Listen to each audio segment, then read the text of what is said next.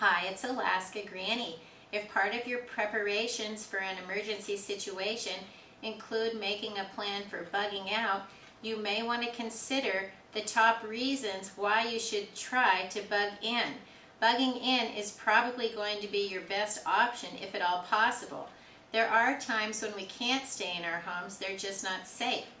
But in the majority of situations, bugging in should be your top priority. The first reason is going to be for security. Have you considered your safety?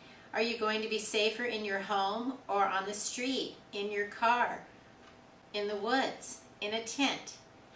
Your security is far better if you remain in your own home.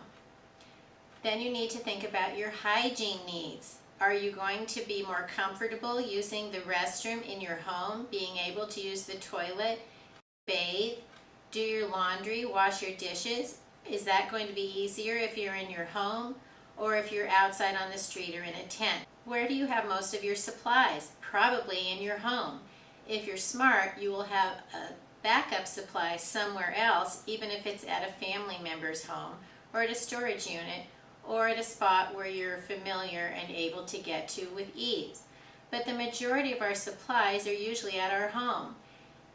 We would never want to stay in our home simply because we have supplies if it isn't safe, but if you have a choice, you should remain with the things that help sustain your life.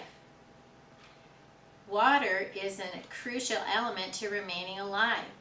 You probably have lots of water stored in your home.